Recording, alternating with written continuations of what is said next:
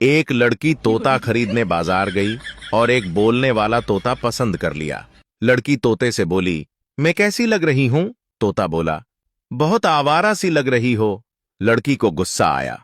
तोते का मालिक दुकानदार भी ग्राहकी खराब होते देखकर गुस्से में आ गया और तोते को पानी में गोता दिया और कहा, अब अगर तुमने गलत बात की तो पानी में डूबो दूंगा।